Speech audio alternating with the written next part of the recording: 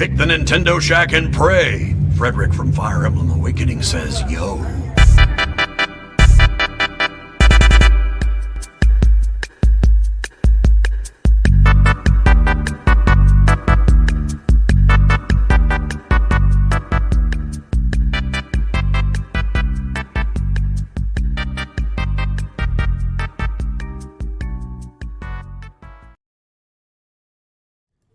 Greetings, Kooplings, and welcome back to the Nintendo Shack. My name is Donnie Reese, and tonight is a very special episode. Not only am I joined by the most famous, powerful person on Twitter, Miss Rebecca, the Forest Minish, but also my co-host and compadre, Garrett, the blandest of explosions. How are you? Oh, hey. But I'm good. Are you good? That's good. I'm fine, yeah. I reached out to the one person that shares equal same level love for Ori and the Will of the Wisp, Mike Minotti from VentureBeat, GamesBeat, co-host of the Games Decides Beats Whatever Summer Mess with Jeff Grubb. How are you doing, man? Welcome to the Nintendo Shack. I'm doing good. I started choking on my Coke Zero the minute we started. I was like, oh no, but I brought it back. It's under control. Here we go. Here's the Ori. Guys, it's so beautiful. Is it a voice box? It plays the song. I am so jealous of that. I'm so jealous of that. Rebecca, you're the famous one. Get us a music box. Yeah, they sent one of these to my much more famous coworker Jeff Grubb, and then I basically complained on Garrett Twitter, and I understand the life that you lead, extra. podcasting with somebody who is just incredibly famous. Exactly. And just overshadows everything. Like, we get it. We understand. I was waiting for Rebecca to say something. All right, so it's 2021. We finally have games coming out, and we've all been excited. We've been talking about this lull here in Switchland, and we have Mario 3D World, which will be out at midnight or sometime overnight, but it's out tomorrow. And the day you're listening to this, it's out. In a couple weeks, we have Persona Strikers coming, which Garrett and I have been talking on and on and on about for weeks, and we're so excited. Mike has reviewed and played both of these games. So That's true. I told Jeff Grubb when he was on the show last time, I was like, we've got to get Mike over. And I was just waiting for the prime opportunity, and boom, opportunity strikes. So we're going to get into all of that, and we're going to learn all that Mike has to say about 3D World, which I'm excited for because, Mike, just to give you a little lay of the land, I have been telling people since Odyssey came out that Mario 3D World was better. Oh, no. Well, oof. See, I'm scared to go that far, but I tell you, I was one of those people when 3D World came out that kind of poo-pooed it a bit just because it wasn't Mario Galaxy. Yep. And, not to jump the gun here, but I really liked it this time around. Ooh, that's exciting. That's exciting. So we're going to get into all that. But before we do, I do want to thank those that help us support us over at patreon.com/PSVG. So thank you, Michael Masick, Barry Cathcart, Edwin Callow, Stephen Keller, Nick Creature, Rude Days 93, Ben Moxham, B-Mox over there, Rob Emanuel, Nick Fallhaber, Paul Calicote, Kyle Heyman, Grouchy Surge, Chris McElfresh, Devin Tyus, and Josh Borboni. Thank you guys for supporting us and keeping, again, the boat afloat. Mike, I wanted to get to know more about you. I mean, obviously, everybody knows about Jeff Grubb and his, his luxurious locks and the E3 master and all that. I want to know more about Mike and kind of your background and how you got to VentureBeat, because I know personally I've got some questions for you because I think you have an interesting kind of background setting as compared to other people that do video game journalism. Yeah, it's kind of similar to Jeff. We both came from this website called Bitmob that was started by some ex-EGM people. This was maybe about 10 years ago, and its whole thing was that it was very community focused, right? So anyone could submit stories, and all the stories could be read, but they would also vet some stories and put them on the front page. So I was a directionless, college kid or just out of college, so I was posting some stories there.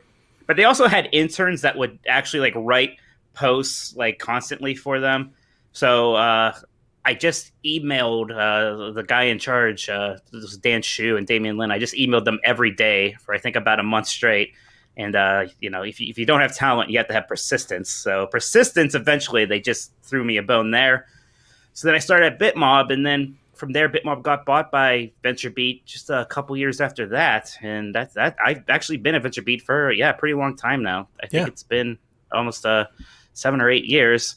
It just kind of slowly doing well there. Starting from intern to now I'm the reviews editor at VentureBeat, and I've gotten to stay in my hometown in Youngstown, Ohio, the entire time, where I still am right now. So that's kind of the short version of the path. That's what one of the things I want to talk to you about most was I'm from Ohio myself, and you don't have a lot of games journalists that are like, hey, writing to you happily from Ohio. You know, it's if you're not like in Santa Monica, like you're kind of missing out. Like how has that been? Have you done like a lot of traveling through VentureBeat for the gig, or do you have issues like with access or anything like that? A lot of traveling. Not too bad. At first it was, I did have to fly a lot. And at first I wasn't a big fan of flying. And then you do it enough, you get over that pretty quick to the point where I enjoyed it. The thing that would get me somewhat wearisome is just that it's a lot of specifically California, right? It's always San Francisco, LA over and over again. So it wasn't too bad. If we got something that we thought was good for me, I would be the one to get to do it. So, like the very first event I went to, I remember, was for Epic Mickey back when that came out. And it was an event at Disneyland. And wow, you could probably tell from my Mickey shirt, but that's like my other big thing is Disney. So I was so starstruck from there. So I've done a lot of events. And it's funny now, I feel like the access thing isn't an issue at all because now we're just doing all this stuff online. I think everybody realizes that they can do it online. So, yeah, that hasn't been too much of an issue. I used to always think and worry that I was going to have to move someday to keep doing this, and now I don't feel like that. I think I'm going to be able to stay in my hometown, which I want to do. I like it here. I'm happy here. So that's been one bright side of all of this, I guess. I do think that's like the coolest thing about it because I imagine there's a lot of people out there.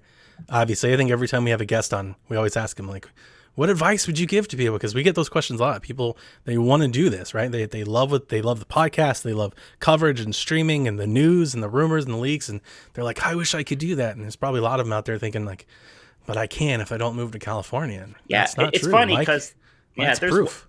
There's one other big gaming journalist, Bob Mackey, who came from my literal town, Youngstown, Ohio, and he was at One Up and in some other sites for bet. I don't think he's in journalism right now. I think he has his own Patreon, his own podcast network. He does Retronauts and stuff like that, but he's the opposite, right? He moved out to California, pretty early on, but I got to do a different path about it. And it was one that worked out for me. That's Anything excellent. else? Nice. Guys, anything for Mike? No, I think it's really cool. Yes. I mean, It's just Uh, way better here. It sounds like a dream come true. Be a games journalist and stay at home. Yeah. And just work from home. Literally. and get to Like, travel all right. and, kind of tie in with those other interests that you have. Mhm. Yeah, one time I Excellent. got to go to France for some like mobile game awards thing, and because it's me, I Wow. of course just went to Disneyland Paris. It was like my first, even before I thought about going to actual Paris, I made sure I went to Disneyland Paris. Mike, what is the weirdest event you've gone to? I'm sure you've gone to many of them, but what's the weirdest one you've been to? Gosh, the Fallout 76 one was interesting because it was in West Virginia, so I got to drive to a video game event, which was that's true. bizarre for me. And it took place in this like old-timey resort place that's actually in that game. And Okay. we were in like at the actual vault that they were going to put the legislative branch of the government if there was like a nuclear attack on Washington, D.C. Oh my gosh. we like partied in there. Like they showed us like this is the room where the senators would have to strip naked and incinerate their clothes. I'm like, oh, That's I think that eye-opening. fits the bill for bizarre. That's bizarre. Yeah. Then there was Sonic's birthday party at one of the E3s, some E3 party, and they put on they had Crush 40. I think that's that band's name that does all those, open your heart, it's gonna be all right. All the Sonic songs. And then there was like a Sonic play. They were giving out Sonic Teenies, which were just martinis, but blue, and I liked them anyway. Did you just say Sonic Teenies? Yeah, Sonic Teenies. It was good stuff. At that Disney event I went to for Epic Mickey, they were giving us Tron Teenies, and to this day, I still make Tron Teenies at Are home. they like Wow. glow in the dark Just martinis? blue. They're just blue. This blue carousel or UV blue with alcohol. Basically. Little It's so RGB bright. in the glass. Put in Oh, there, make it no. glow. Literally like chemicals just in that. Oh. Ew. But delicious chemicals. Wow. Okay. Well, we buried the lead. But before we get into the reviews, I had one direct question for Mike. Honest opinion, the greatest Mega Man game ever. Why is it Mega Man. Mega Man Legends? No, I am such a Mega Man guy, but I'm also mildly anti Mega Man Legends. I'm gonna disappoint everybody. Mega Man Legends is fine, but I'll take the 2D ones over that a million times. Mega Man 3 is the best Mega Man game. That's the correct answer. 2 and Mega Man X1 are also acceptable. Maybe Mega Man X4, maybe Mega Man 03, not Mega Man Legends. Cool. All right, well, let's get into why we asked you to come on the show. Let's get into brass tacks. Mike, tell us how great Mario 3D World is. It's pretty great. All right, can I go now? That's it. We're done. We're done. That's it. Just cut the That's show. it. We've done it. No, it's again. I was talking about this, but when it came out on Wii U and I played through it, I remember I liked it and I had fun the whole time, but I wasn't plussed about it. For some reason, this time I was so much more plussed about it. I was just having incredible fun. To the point where I didn't just beat it. I went and 100%ed it. I got all those green stars. I got all the stamps. I did the Champions Road. I basically did just about everything I could except beat every level as every character, which gets you a few extra stamps, which now I'm ashamed I don't Did you have. do it faster than Jeff? Oh, I mean, I don't know how fast you he did it, but I'm speedrun it? sure, absolutely. I'm sure I did Crushed. it with a lot more elegance. I'm sure I looked a lot more handsome while doing it. I bet. So, yeah. But just, it's just so well designed. Each level is interesting. It's fun. At first, it kind of has a little bit of that new Super Mario problem where aesthetically it seems like, oh, the aesthetic is just Mario. But they get so much more creative with the levels, like the theme park themed levels, the train stuff. It's all so good. And it looks really good too, right? This was the first HD Mario game, and it still just looks so nice. Plus, it's something you probably wouldn't know unless you see it, but they sped it up a bit. All of the Mario, characters, they all move a little bit faster. I was going to ask about that. Did it feel really different playing it that way? Did you notice it? It's hard to say I noticed it, but again, I liked it more this time, and that's really the only difference, right? So that must have registered with me in some way because the game did just feel incredibly good. The amount of control I thought I had was perfect. I'm excited about that because one of my concerns when they announced this port was I was thinking after Odyssey, after Captain Toad, and after these things, it feels like a lot of the tricks and innovations that Mario 3D World had have already been showcased in other games. A lot of people, this will be their first time playing that game, right? This will be the first time they're playing Mario 3D World, and I was like, man, maybe they're just going to be like, it's like the other ones, but it's not. Originally, it was the original one. It was the one that did all that stuff first. Mm-hmm. And for somebody that played it already and played it again, and now you like it a lot more, that excites me because maybe that still kind of showcases. Because I will say, I love the multiplayer aspect of the game. I think it's great local co-op. I also really love the design and the style the game has, like those Bowser levels with the car and the castle and like the casino and stuff like that. Those are epic, and they're really, really grand experiences. That after I played Odyssey, and Odyssey has a lot of great things. I'm not throwing stones at Odyssey, but it didn't feel the same. It didn't hit the same for me. So I've been on this train for a long time now. I'm really excited. I can't wait to play tomorrow. I didn't play the first game, and you guys know me with my history of Mario. I feel I'm probably not going to buy it right away, but hearing you say that you liked it more than the original makes me excited and more interested in trying it out, especially coming off of 3D Mario All-Stars to kind of get that new Mario experience for me. Yeah, absolutely. And I'll tell you what, this is also maybe the best soundtrack any of the Mario games has. Ooh. And music is... I have had the Bell Hill theme just stuck in my head. The song they play in the snowy levels is so good, and the quality of it all is great, right? Even in Mario Galaxy, as good as those soundtracks are, there's still a good amount of MIDI quality music here and there that sometimes sticks out compared to, say, the Gusty Garden theme. But everything here just sounds jazzy and fun, jazzy with a bit of funk orchestra and a little funk. It's majestic but whimsical. It's so much fun. I want to hear about Bowser's Fury. Bowser's Fury is so surprising because it is so much more substantial than I thought it was going to be. I mean, it's not like the length of a full Mario game. It's not going to take you as long to beat as 3D World or as Odyssey did, but it still feels like a full thing, right? And it really is just an open world Mario game. It's one really big level, but it's still kind of approachable in a sort of bite-sized chunk way, because it's basically a big lake, and it's dotted with these little islands. And each of these islands is almost like the level, right? And each one will have like 5 or so cat shines to get, and those are your collectibles. So you can kind of, and you have Plessy, who is the Loch Ness monster thing you ride from 3D World. Is kind of your that's your King of Red Lions, like Wind Waker thing. That's your travel mode between all these different islands, aside from just if you don't want to just run around their very connected bridges and stuff. But it has the mechanics of Bowser's Fury, but it just feels like a completely different thing. It's open world. You have Bowser Jr. there, which is a great like little brother or little sister mode, right? Because they can kind of help out without necessarily doing anything that's going to be a detriment to you. And you have Bowser in kind of Godzilla form every once in a while, just rising up, and you're still playing the game when he does that, but he kind of can make things more difficult, or you can use him to access some of the cat shines you couldn't normally. Like there's certain blocks that only he can break with his fire breath.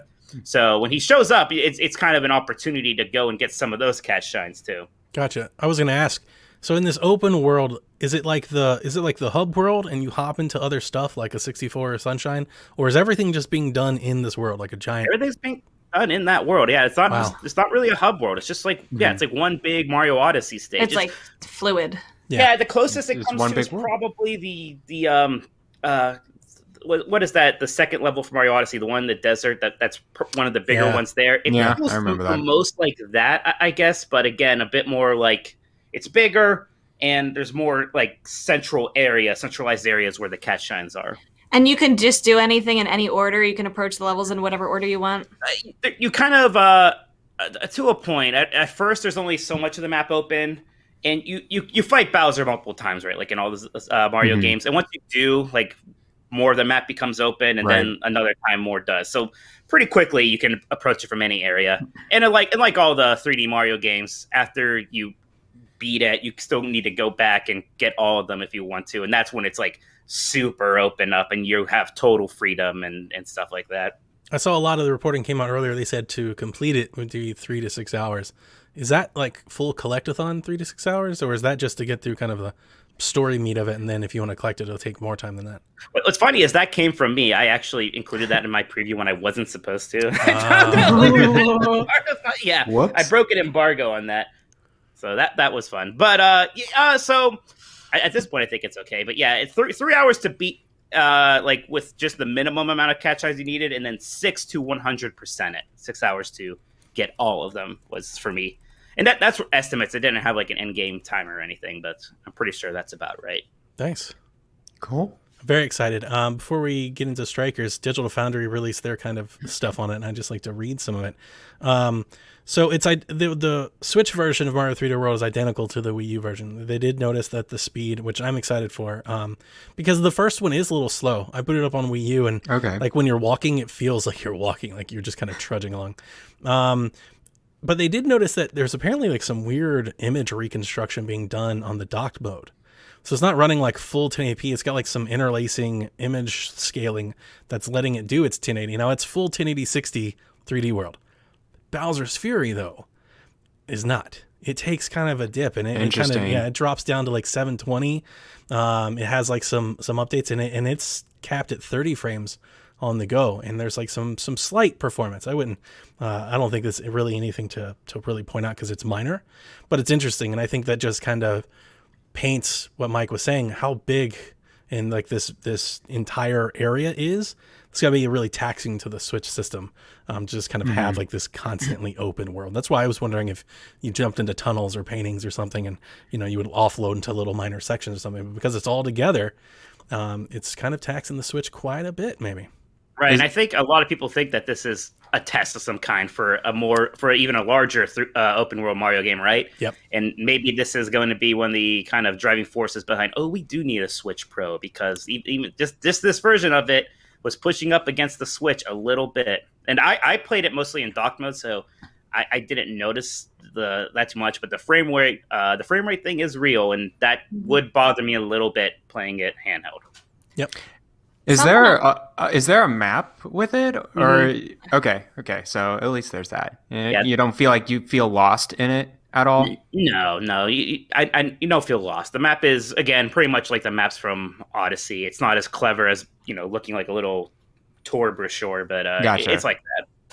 Cool. Something I was curious about that I wanted to ask, Mike, was if you think they might have been including this Bowser's Fury area as almost like a testing the waters for perhaps the next 3D Mario game that they're making, that it could be this big grand world and kind of have seamless levels like that. Did you feel like it could make its way into a new type of Mario game in the future, like a full its own game? I think absolutely. And even before this, I felt like that was the next step from what Odyssey was doing, right? Yeah. Which was much larger Mario levels than we were used to. So I assume the next thing is to have kind of the big open world Mario game, almost like Jak and Daxter 1. Yeah. If you remember that, something a bit closer to that, where everything is connected, but on a larger scale now, because it's not PlayStation 2 era anymore. Rebecca wishes it was, though.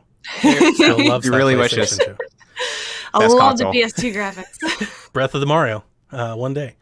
Okay, so it's floating around a 90 Metacritic for anybody out there. So get hyped, get That's excited. good. Support. Yeah, one more thing I should say is that I did try out online multiplayer with Nintendo, with some Treehouse people, and that works pretty good. I think they might have been on those new servers that they were talking about, right, or whatever that is. Some of that tech stuff's a bit over my head, but it ran pretty well. There was one moment where there was a bit of like a frame rate drop that I noticed, and it picked back up pretty quickly.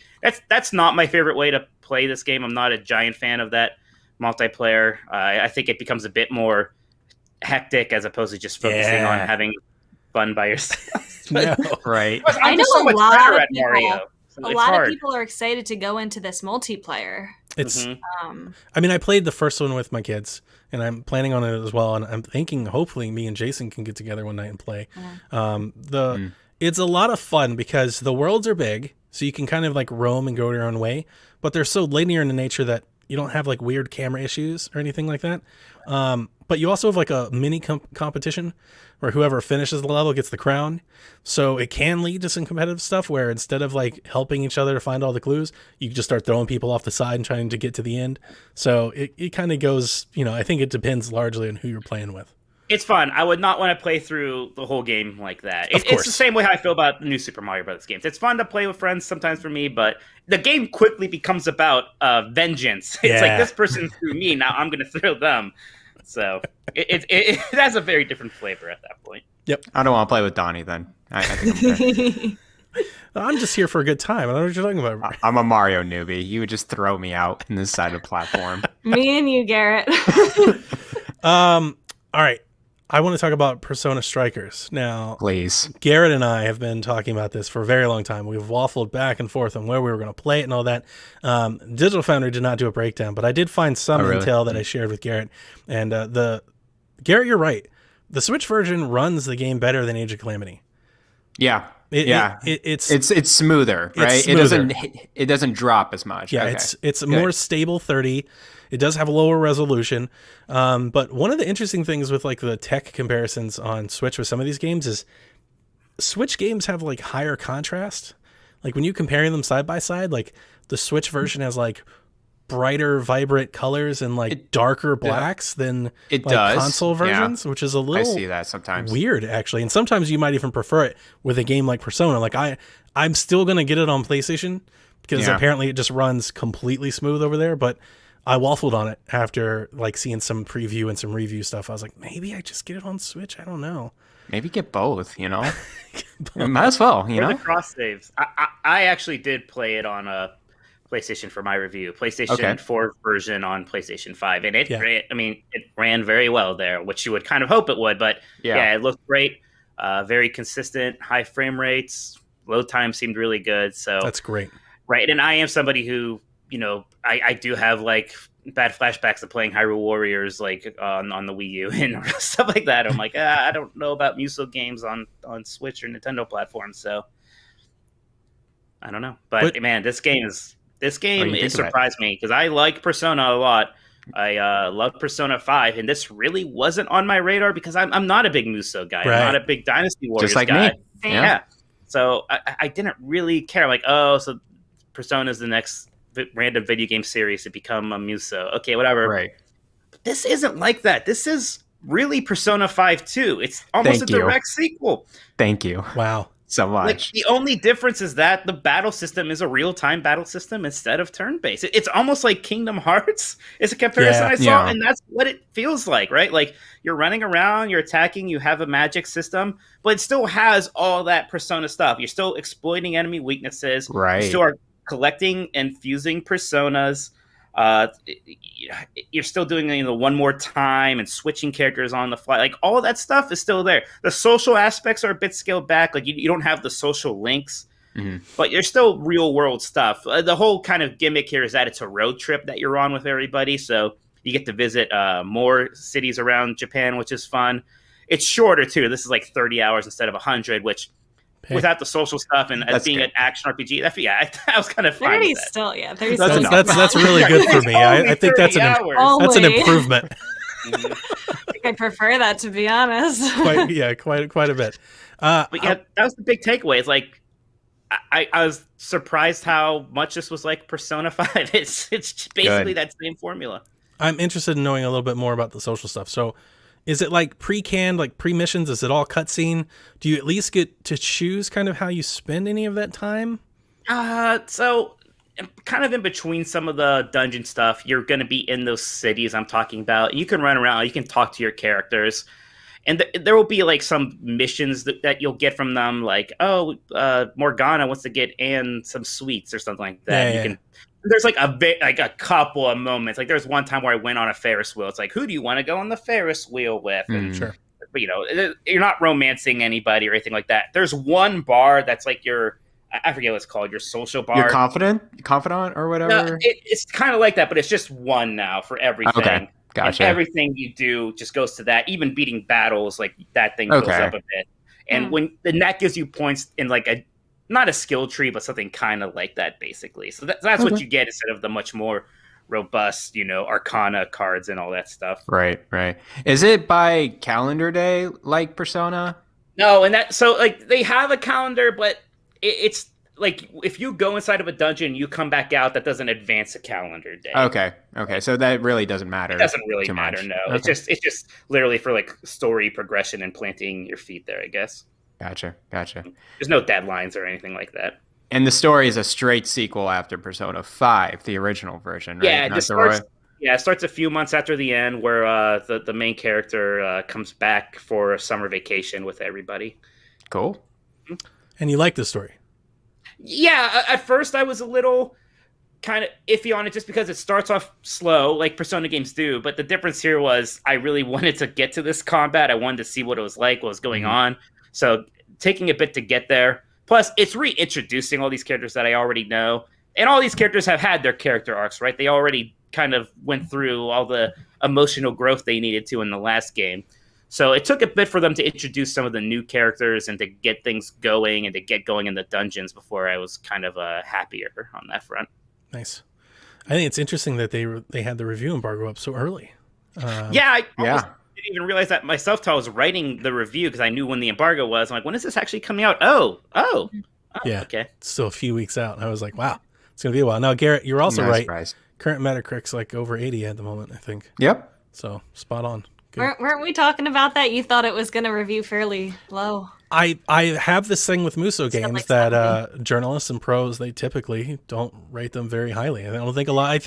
I mean, as Mike said it, he didn't really like them. And when he said it, you all kind of shook your heads. I feel like that's the common opinion.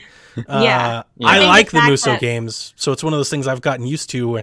When people say it's a Muso game and it's a 70, I'm like, that's pretty good. Yeah. Because typically the fact that they you don't said that it well. doesn't really feel like that, but it feels more like a sequel, I think probably plays a big part in that. Yeah, of course. I find it, I don't know if it's odd, but it's just weird to me that they released this game onto Switch. Now it makes sense because it's a huge fan, like player base now on Switch, but it's a sequel to a story. I understand it's a Muso style game, but it's still very Persona. And like we have never seen a Persona game in Nintendo platforms. We got Persona Q series. But Persona Q. That's the weird thing is just that they I have no idea why they don't bring Persona 5, Persona 4 Golden, PlayStation money. That's why. I guess, but man, like Well, Persona 4 Golden's on PC now. It's on PC. They can still have a console exclusive agreement. There must be some kind of agreement because like these main games always are on PlayStation. But man, these games would do so well on Switch, and it's so annoying because, especially for turn-based JRPGs, I need to play those on portables whenever I can now. Like my whole thing right now is I'm slowly going through the Dragon Quest series, so I had to pick up Dragon Quest 8, and now I'm playing my 3DS again. But yeah, I just like playing JRPGs on portable systems. Now, for an action RPG like this, I was fine doing it on my living room and all that stuff. But for sure. I'm really excited. I can't wait to play it. Still a couple weeks out for me, but we have a related question from Kevin, which this will be a lot of fun. He goes, we just got Hyrule Warriors Age of Calamity, and now we have Persona 5 Strikers. What franchise would you guys like to see in a Warriors game spin-off? Becca. I feel like, did we answer this like a long time ago? Answering this like we've done this like fourth or time. Maybe a few times, yeah. I'm sure, and I never remember what my answer was every time. That's the fun part of doing a podcast. Didn't we say like if we were thinking Nintendo specifically, didn't we say like Kirby would be a cool one with all of the different Kirby Warriors? Yeah, all the Waddle Dees. That would be kind of fun, actually. That's kind of funny. Kirby captures or whatever they're called that he has. A lot of people have said they've wanted like a Pokemon Warriors. That's been a thing that's been kind of fun. That would be great. Fighting a million Zubats. It has to take place inside of Mount Moon. I have a list. Supersonic everywhere. It just confuses you. I have a list. They're not Nintendo related. I do have one Nintendo related one. You guys know that I think Fire Emblem Warriors is awful. And the reason I think it's awful is because it's not a really good Fire Emblem story. So hear me out. They did this Age of Calamity, and it was a direct sequel. They've done Persona, and it's a direct sequel. What if they did a Three Houses Warriors, where it was a direct sequel of the story with all the same characters and everything, just like Age of Calamity? But you had I can see them doing it. You had 4 different endings in Three Houses, right? Which ending is it going to follow? We'll just do a prequel. Just pick it will be a timeline that merges everything, but it will be in the past. You know, it'll actually make sense with Fire Emblem because there's so much. They'll have this little egg robot that nobody's ever heard of. It'll totally show up. Like, don't worry about it, Mike. It'll be kids? Can that be a thing? We'll have some romance options going on. We'll bring back some Awakening stuff. There we go. That was one of my small things with Persona 5 Strikers is that it has, there's no system in place for it to know which character you were dating in Persona 5. So now it's just nobody's dating anybody. And it's a little weird because it's like all of these attractive teenagers going on this like cross-country trip, and they're like, there's very little sign of attraction. It's up for your imagination. So whatever the story that you're putting in there, Mike. The implication, man. I guess, yeah. I'm just an awful person. The other franchises that I'll throw these out there for you guys to think about them. I think at least one of them's good. So I wrote down Final Fantasy, Resident Evil, Devil May Cry, Monster Hunter. Nothing. Awful across the board. Got it. Thanks, Gary. These are just typical franchises. Like, I don't know. Like, sure. Devil May Cry makes a lot of sense. It almost makes too much sense, I guess. I think Devil May Cry is a really good one. Are you thinking, so I think your train of thought here is which series have enough compelling characters to... Exactly. Yeah. Every time I think of a Warriors game, I think of what franchise has a lot of characters that tells really great stories, but you don't want to play 300 hours to get there. And so I always kind of look at these franchises, like Final Fantasy makes a lot of sense to me. I totally see a Final Fantasy Warriors game. If it was like Final Fantasy 12 Warriors, I think that'd be cool, because I don't know why, just because that was already a little bit real time. They could do one where they had 8 different timelines come together. Like, that's the crazy thing about Warriors games is you can do stuff and that like last Acidia game was awful, so I don't know.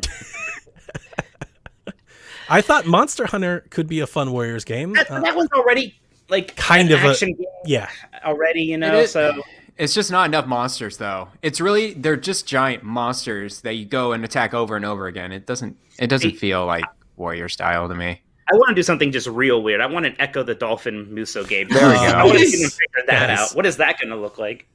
I could see the other idea you had was the Resident Evil one. They could be fighting hordes of like zombies and whatnot. Oh yeah, that actually makes sense. Yeah, but the thing there is that like these are usually much more melee focused, right? Like, I was gonna say, what kind of weapons would you have, because you don't really normally see like. And there's a bit of a ranged game in Strikers, right? Like each character has guns, just like in Persona 5, but it's not very much about that, right? Because it's not a shooter by any stretch of the imagination. Birdman in the chat mentioned Xenoblade, and we've talked about a Xenoblade Warriors game for a long time. Yeah, especially if you brought all 3 games together, I think that'd be really cool.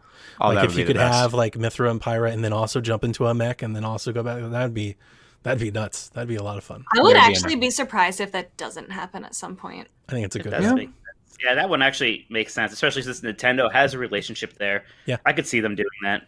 Yep. And I also, when I look at, so I have the proof. I get to be the one to say that I said it. I actually wanted a Persona Warriors game like 3 years ago. Like I tweeted it out. I think you called it. Yeah, I was one of the people that I've answered this question before. My answer always was, until this got announced, Persona. And one of the reasons why I like the Musou games is I think it's a great way of introducing people into your franchise that otherwise may be intimidated by the game, right? Like a big 100-hour RPG. Like if you're not into that, you'll never get there. But like a Warriors game is a way to maybe like, hey, let's let you learn who these characters are, kind of what the story is, kind of this art style. That's a great way of kind of onboarding people. I see Gem Fruit in the chat said Castlevania, and that's one I thought about too, just because in be Persona fun. 5 Strikers, each character has their own weapon, right? And right, and On has her whip, and it's kind of Castlevania-esque. It's It would a bit work. sexier than that. That like would that. work. It would definitely work. It would require Konami's cooperation, Yeah, but that won't work. We'll see about that. But yeah, you could storm the castle. You could have Dracula. I mean, that'd be a lot of fun. There's a good variety of enemies too that I think could work in hordes. They got the yeah, Smash literally, inclusion. there's literally like zombies, right? So Yeah. that would be a really good one. Yeah. That would be kind of high up on my list. Okay, well, be excited. I'm excited. I know Garrett's excited. We're going to play both those Very games. excited. Rebecca, are you going to play Mario or Persona? Yeah. Not Persona. I won't get that game, but I think I don't know. It depends on how much I get sucked into the hype this weekend. I'm hype. a little bit busy this weekend, but I think if I don't get it right away, I want to try it out. I'm either going to rent it from my library when they get it, or if I can't wait, then heard it, I'll listeners. We're all busy. Listeners, hype Just it up. kidding. You got to hype it up. You got to tell her tomorrow. Just send screenshots Make one after me the feel other. the FOMO. That's and it. I'll get Oh, it. I'm going to have tons of screenshots overnight. And I'm so just going to good, just guys. send it to our I'm a DM. Mario fan now. Of course. There you go. Yeah, It you happened. joined it. Crash Bandicoot 4 is coming to Nintendo Switch on March 12th for $40. Jeff Grubb writes into the show, and he wants to know, will Crash 4 sell better on Switch than it did on PlayStation? How much did it sell on PlayStation? So that's the interesting. I don't know the number, but here's what I do know. The Insane Trilogy sold 10 million copies, and apparently Crash 4 bombed.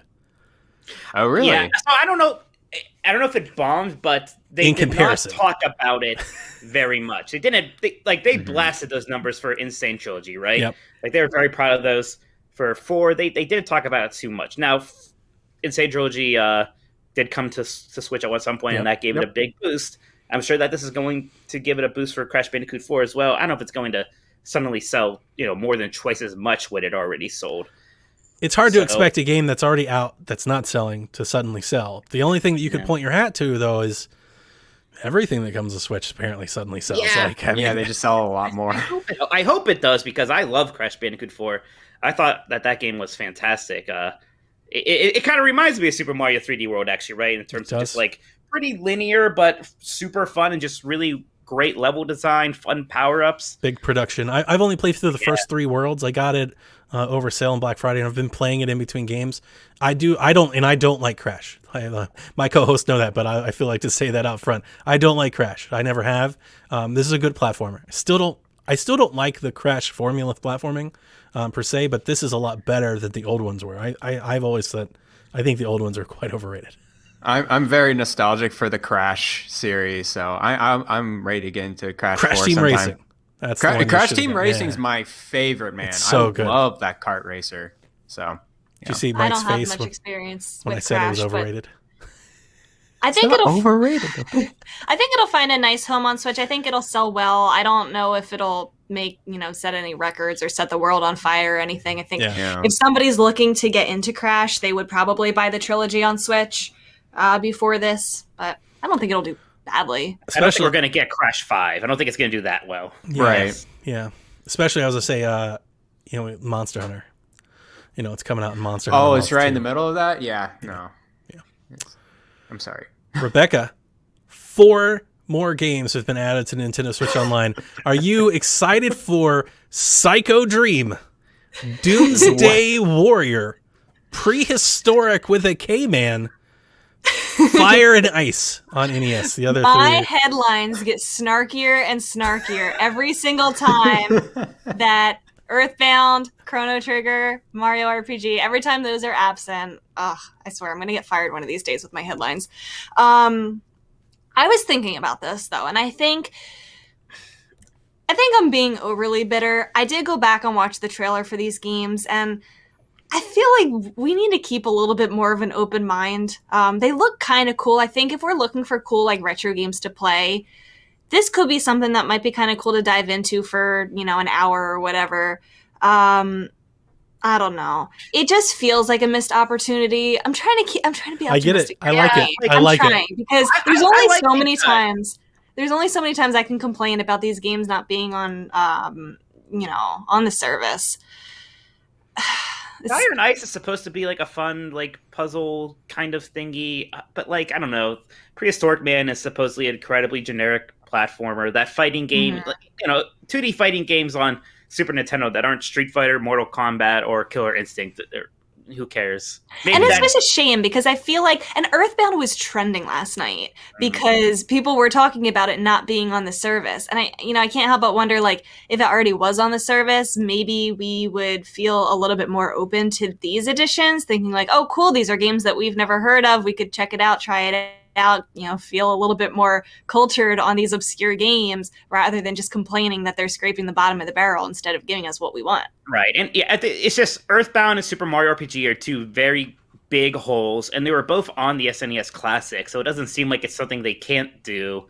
And it's just hard to care until we see those, or like a deeper cut that's a bit more interesting. Like, get Terranigma on there and finally bring that to America. That would be fun. That's the kind of stuff and I'm like trying to think of what the roadblocks are, because you're right. We've seen Mario RPG on these other kind of recent.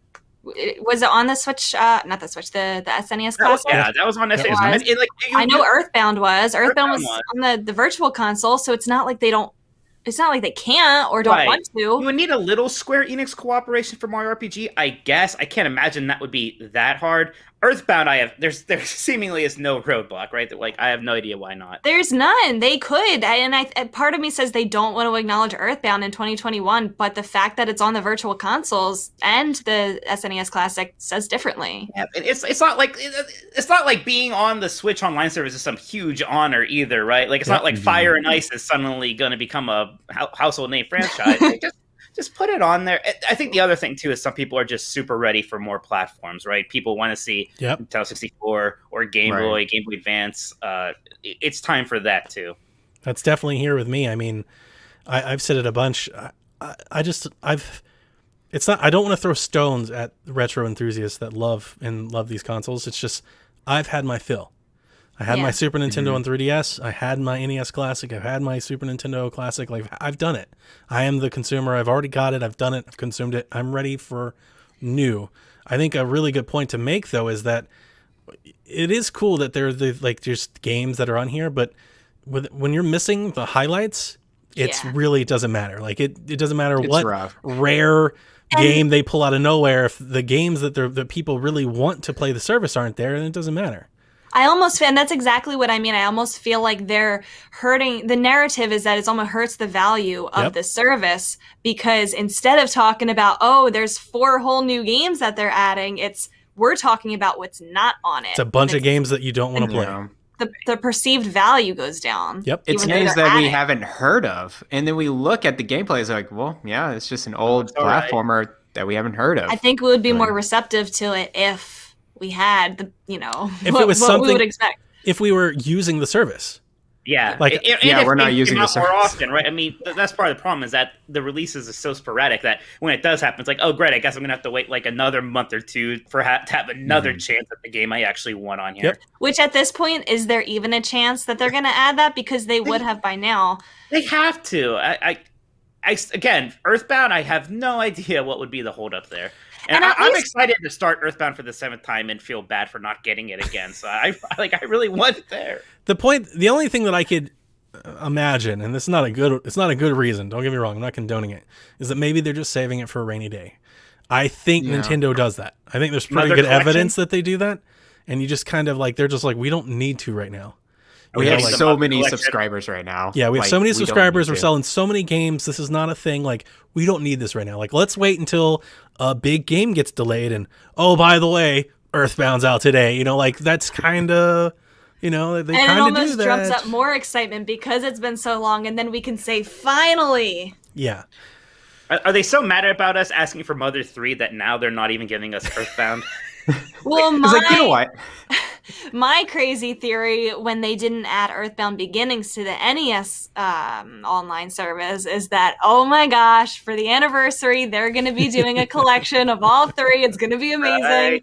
The anniversary came and went, and there was nothing. And we still don't have Earthbound Beginnings, and we still don't have Earthbound, and we still don't have a localization. So Yep. they just don't want to do it. But the platform things is real. Like, it dawns on you when you realize it's like Switch is going into year 5.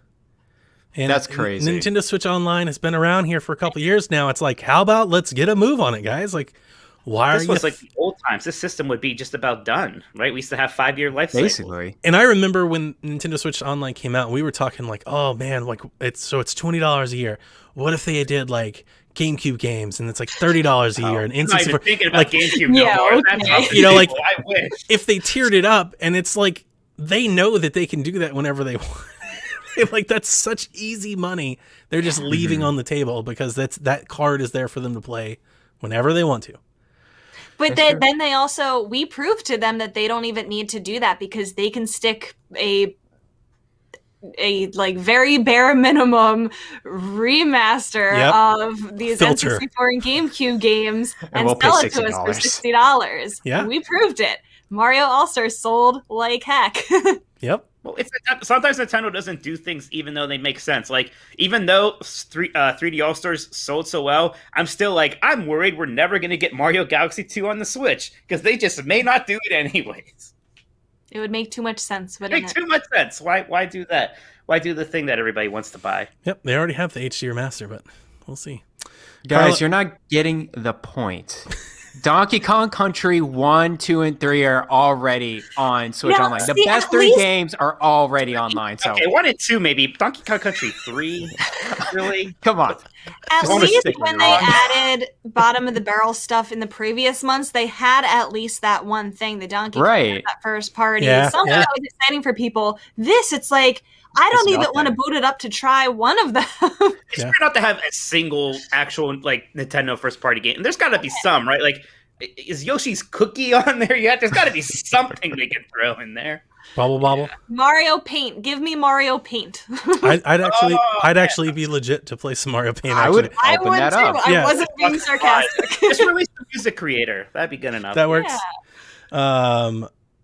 Carlos says, with the announcement of the new batch of NES and SNES games, do you guys think we'll have only these types of game announcements for the rest of the Switch life cycle? I guess they will sell the good ones and give us the ones we have never heard of. Yeah, Easily that's possible. usually the point. I still think we are going to get Earthbound and Mario RPG eventually, probably at some point in this year. But like that is like pulling teeth out. So beyond that, And if that's what is there pulling to be teeth, excited like about? there's no hope for me in 64 or GameCube. Or Right. some, no.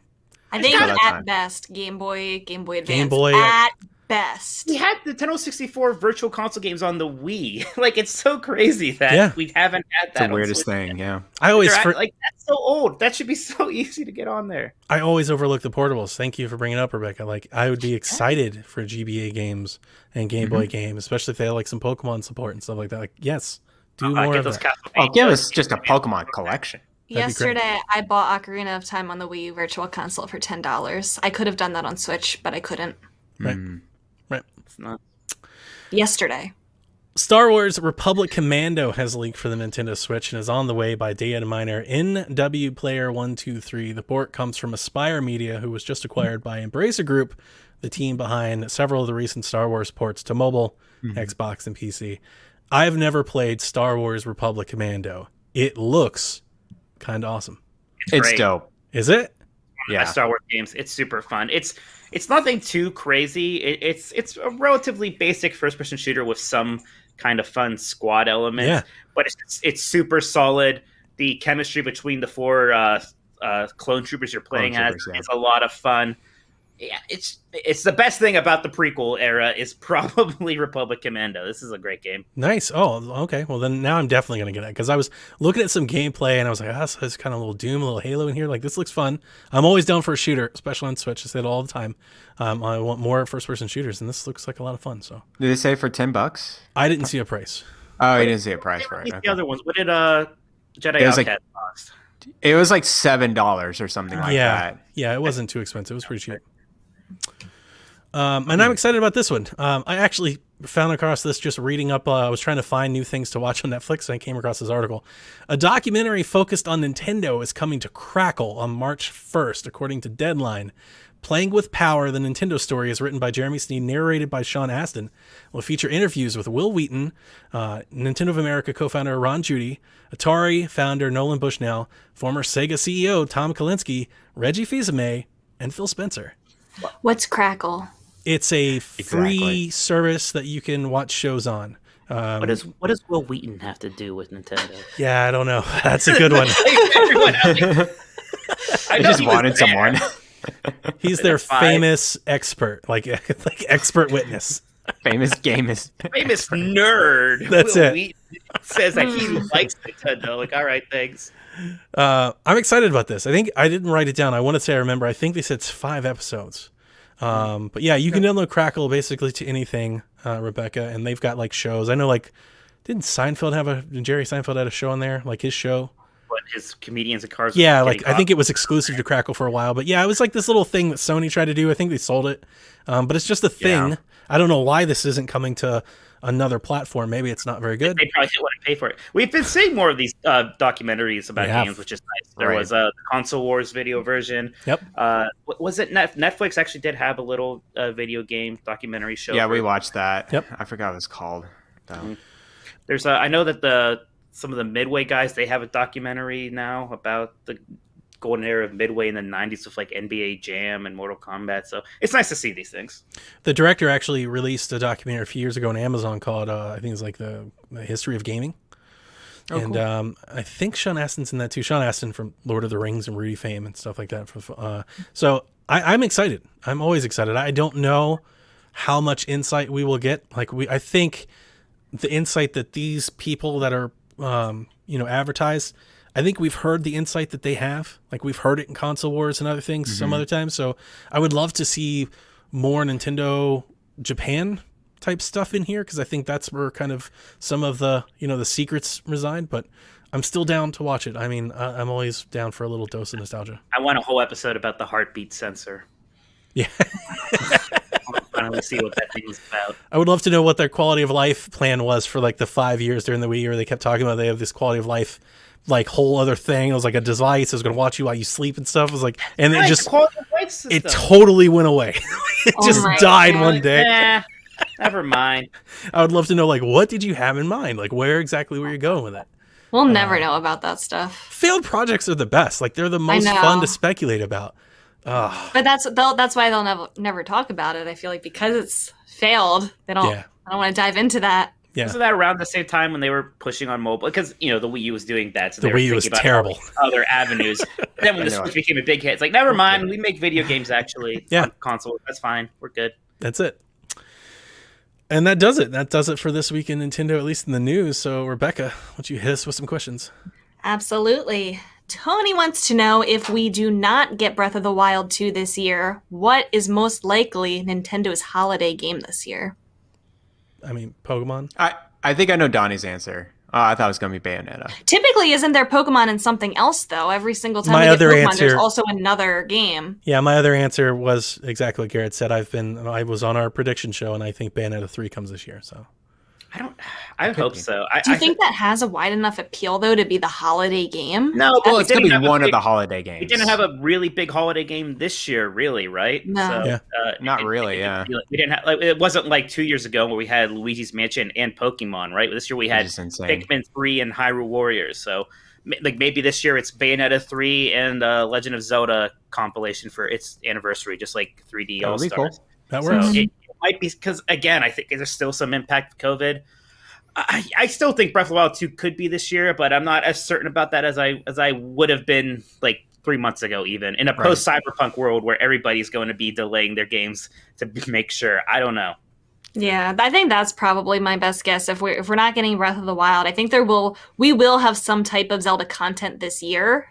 They've more or less told us that there's going to be Zelda content every year, and it just kind of either collection or port or something makes sense. You say at the very least we're going to get those Wii U versions of Wind Waker and Twilight Princess I hope so. Together. Like, why that not? would be great. Even if they sell them separately, just get them over here already. Maybe get Skyward Sword over. That'd be a lot. I think Skyward Sword's more likely. I was thinking about this.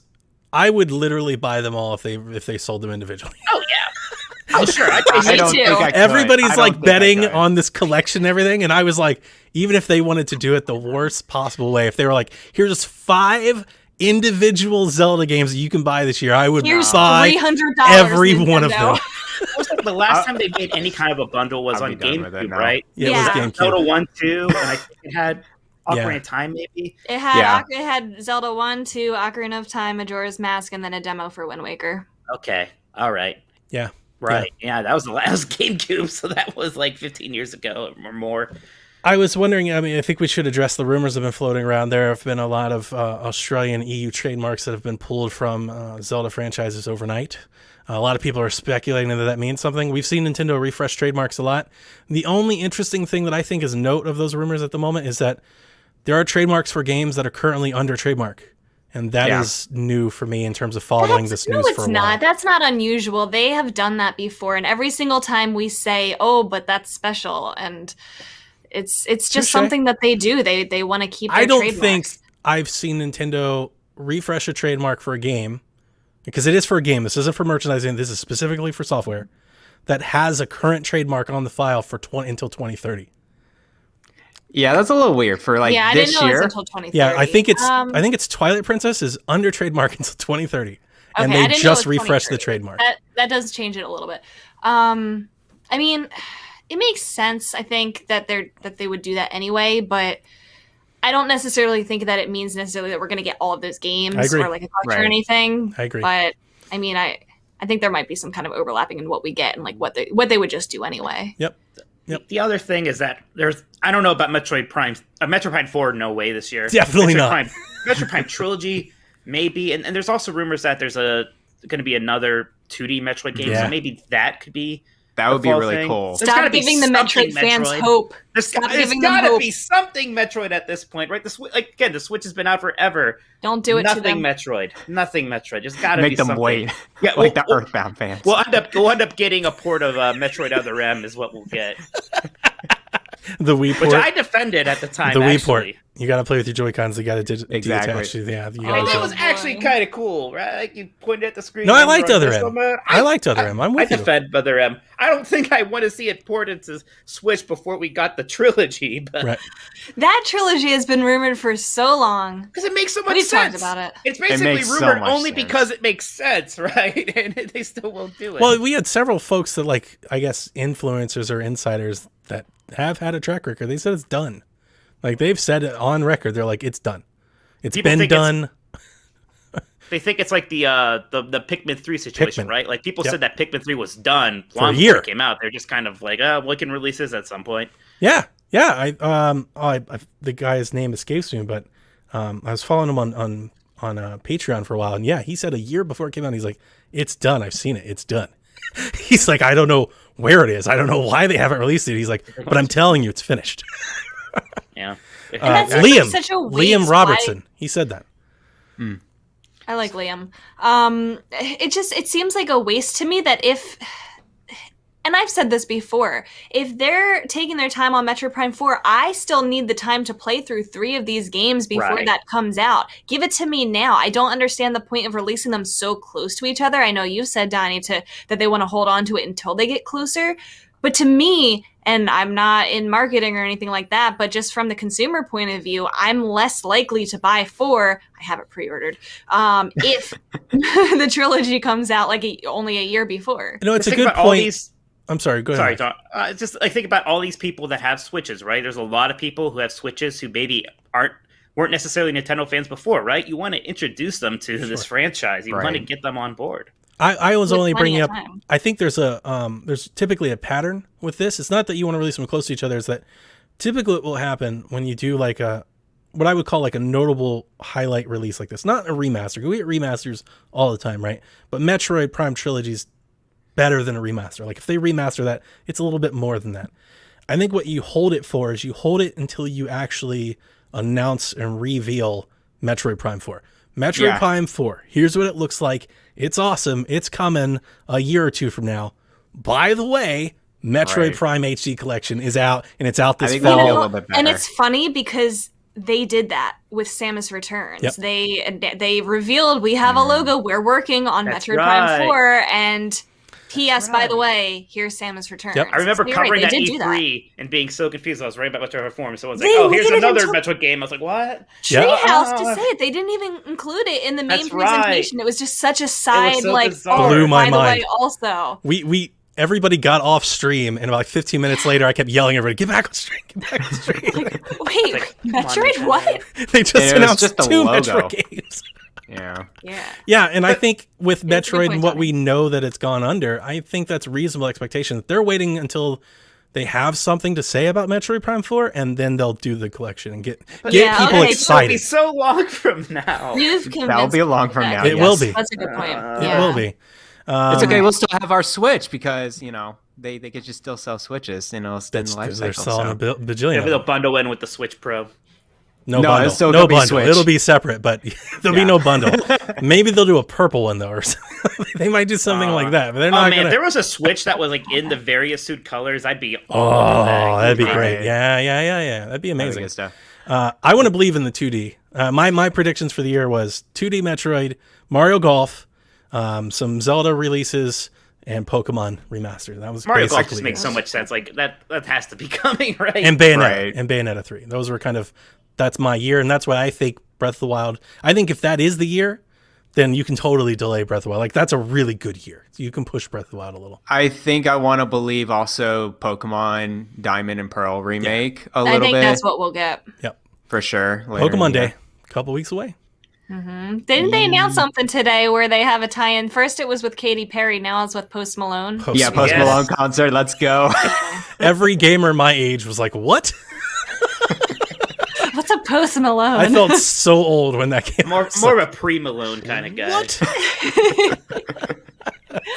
Oh my goodness. Fun stuff. All right. We asked Kevin's question about the Warriors. Okay, Mark wants to know, with the industry buying third-party devs left and right, do you think Nintendo needs to be looking to purchase as well? If so, who? The only people I think would be kind of fun for them to purchase is Yacht Club Games. It's on my list. Sure. Yeah, the guys who did Shovel Knight, just because they made such a good 2D experience, and there are It's so good. plenty of Nintendo like maybe they could make a good 2D Yoshi game again finally, right? Or maybe they could be given Wario. Maybe they can make the Waluigi game I've always wanted. There's so many fun Exactly. things they could Sure. do. Yeah. They could make definitely a really good like Zelda game that's more like Zelda 2. Yeah. That would be fun.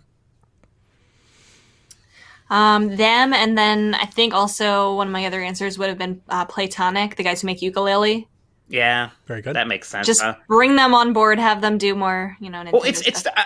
I love 3D platformers so much, and it does bother me that the only series that Nintendo makes with 3D platformers anymore is Mario, right? Like everything else has reverted to 2D. They made 2D. the one Mhm. Donkey Kong 3D game. They never made a Kirby 3D game. They never made a Yoshi 3D game. So, yeah, I would totally love to see more 3D platformers, and Playtonic is one of the few people out there who makes this. We were Yoshi's- talking about that last week, how the 3D platformers that do release now just don't click. We were talking about Balan Wonderworld last week. Oh, Bound Underworld is that was a rough so one. rough. That was so Yeah. disappointing. Oh God. We were talking about, I forget what other ones we named, but it's just, I think it's hard to really hit the nail on the head with those games now for some reason.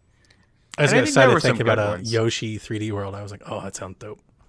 I mean, if it was, Yeah. even if it was just with those mechanics that he had in the end of Odyssey, when you can control Yoshi, something like build off of that. Kirby has always upset me that they never even tried to make like a slightly ambitious 3D Kirby game. I think that would be so Yeah, much It's fun. always 2D. Again, Odyssey is the closest we got to that with the capture thing, but Mhm. Yep. it would be cool. You got anybody else, Garrett? I'm just trying to think of what companies Nintendo would acquire, and I'm just, as you guys are naming off, it's indie studios. Any kind of indie studio that gives off that childlike kind of playful kind of games, or just really cool and fun and unique. I was thinking, pop in my head, and it seems really, it makes sense for them. Indie Creates would be a cool acquisition from them. They make a variety of different action-packed games. Way Forward was another one I was thinking of. It's another one on the list. Yeah, that's pretty much it though. I'm not thinking of I don't know, the AA or the AAA. They're just not. I'm not thinking Nintendo would go for that anymore. It's something, unique and maybe platformy 2D in good art style. I think so. Cool art. I see cool art. Yard and Angel in the chat said Moon Studios, the people behind Ori, and that's interesting. Microsoft does not own them. I think actually they have a deal with Activision now for their next game. Somebody else, I forget. It's not Microsoft. Saber Interactive and I don't something think it's else. It was like a collaboration though of Moon Studios, like, Saber Interactive, and IO. I thought it was like I don't know, Prime or something. It was something I never. Let's see this now, because Moon Studios is they're making an action RPG with somebody. So, but the thing is that they're independent. Private Division invested into Moon Studios. Got it. Yes, that's it. Yeah, Private Division. So yeah, but they're available, quote unquote, and sure. Ori sure is good. Ori's Maybe they could make a amazing. 2D Metroid game. Who? You'll never find two people that love Ori as much as me and Mike. Yeah. Man, I was listening to that, but like the moment you guys recorded your podcast after the VGAs, Jeff messaged me. He's like, "You're gonna want to listen to the show." Because I was on Twitter for days, like, "How do you not include Ori? This is ridiculous." I think it's. I do want to point out, just to add to what Garrett said. I think it's hilarious that we have Gearbox getting bought up and Bethesda and people are talking about Ubisoft, all these publishers, these big billion-dollar deals. And you ask some Nintendo fans who they should buy, and we're like, Way Forward. I mean, the really big picture one is if Nintendo bought Capcom, that would be cool. But they never would. If they bought a studio that, I think, of that size or, significance would be a really big deal. I think Platinum would be that pie in the sky one for me. Yeah, Platinum, and that's more realistic than Capcom is, for sure. But like Garrett, I wrote down all the indie stuff. So I had Way Forward, I had Yacht Club. I also wrote down Sidebar, Shinen, and Team Cherry. Like if they bought Shinen Games, they have a good track record releasing quite a few games over the last decade or so that are pretty good. But yeah, these are all smaller things. But to answer the question, I think more directly, I don't think they need to buy somebody. Oh, no. Definitely not. Because it doesn't matter how many people get bought. As people leave and go and they create new indie studios and stuff, there is definitely, I think, a market, the developers that want to develop Nintendo games and they want to be on Switch, and there's a nostalgic pull for them. We've talked to them. We've had several developers come on our show and our Discord, and they're like, no, I want to make a Nintendo game. So I think Nintendo's fine there. I don't think they need to acquire. Yeah, I think that purchase of Next Level was a special circumstance because that made so much sense. Yeah, for sure. Aside from that, there's nothing that makes as much sense as that did. Yeah, Camelot. They could just own Camelot if they wanted to. If you had told me they owned Camelot, I would have believed you. Same. I said sometimes I think they do. Yeah. To be honest, I probably thought that they owned Next Level already. So when I was like, now they own them. Yeah, sure. Yeah. Of course they. Okay, exactly. Yeah. Yep. Makes sense. All right, Tony wants to know, we've seen quite a few special edition Switch consoles over the year, and with a second Mario-themed Switch releasing soon, I can't help but wonder, what is your favorite special edition, and what predictions do you have for future special editions? Keeps his fingers crossed for Zelda. So do I, Tony. I feel like all the good ones are Zelda, right? Yeah. The Majora's Mask new 3DS XL is great. Of course. That's mine. Yeah, now I'm really thinking more about how I wish there was better ones for the other franchises. Like we talked about earlier, that like a various suit Metroid console would be so good looking. I don't know if they ever did. I liked the Metroid 3DS XL, but I remember people when it was announced, people said they didn't. But I liked that one. I thought it's a really good design. I thought it was nice. Yeah, it's very minimal too, right? It's just Samus like in a stance. It's right? like the red and the yellow plates on both sides. See, like I would have rather like an orangey, isn't it? Yeah, like a reddish orange. Okay, yeah. For sure. I'm not a big fan of that Mario one either. It's like a little plain. The Mario Switch edition, I don't care for it. It's not half as good as the Animal Crossing one. Oh, I was Monster going to say, Animal For the Crossing one's Switch. Yeah, the Switch. The Animal Crossing is my favorite. It's the only special edition console I've ever bought, which is amazing because I love so many of the Zelda special editions. I would like to see more Zelda, though. My favorite one is the Majora's Mask one, 3DS, and I don't even like this. Not even my least favorite Zelda game, but that edition is to die for. That was I'm so not good. I'm not a giant So Majora's fire. Mask fan either. It's funny because I'm playing these Gen Quest games and I am using that again. So, and I'm like admiring it. I'd actually take that battery pack off because I had to mod my new 3DS so that I can install the orchestrated music patch for Dragon Quest 8. There we go. I was doing a lot of admiring of that 3DS. Nice. I'm doing the same, but we'll save it for next week. I started playing some 3DS today, and I was like, "This is new. This is different. It's been a minute." But I'll save it for next week. It feels super weird when you use that again for the first time and forever after using the Switch for 3 years. I bought a grip. Yes, you did. Shock face. So shock face. I think my new favorite, guys, is the Monster Hunter, and we've talked about this. The Monster Hunter Switch edition looks so good. I'm not gonna get it, but I wish I could. I did like the Smash Brothers Switch they made. I thought it was simple, Right? Like it just has basically the stripes from that logo. Like The dock was really, really good. I was It gonna say, was. I like the dock. I don't like the Joy-Con. I'm with Rebecca. Okay. I do have the Pokemon Switch Lite version. I love the color scheme of that, but front value, it doesn't look Pokemon to me, really. And it's very faded legendary Pokemon in the back. So I'm just like, it looks cool. It's just, it doesn't scream Pokemon to me. Right. I do think we'll get a special edition for Zelda when Breath of the Wild 2 for sure. releases. I think we'll get a special edition with it. Yeah, absolutely. And Rebecca will buy it. And hopefully it'll be a Pro, but even if it's not. No, it'll be a regular edition, and then right next to it, the Switch Pro. And The Pro Rebecca will comes a still month buy it. later. Exactly. I'm buying the Zelda one. I probably will too. And last but not least, Nintendo Pals wants to know, what do you all think of a full 2D Mario game in the style of 3D World, like Mario Maker 2's 3D World style?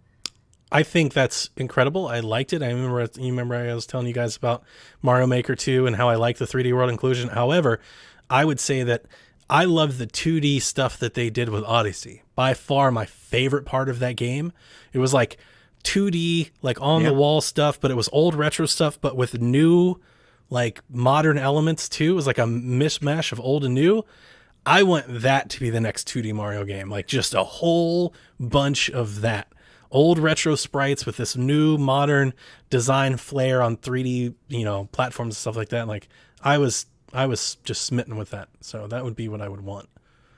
We had so many of those new 3D Mario games, or new Super Mario Brother games that, like, all I want from a new 2D Mario game is something very different, something aesthetically different, something with some kind of a gameplay hook, almost like the Gravity stuff in Galaxy, something like that to help differentiate it from all these other, very good 2D Mario games we had again. If we're going to that well again, I want to see something either really creatively impressive or something mechanically ambitious.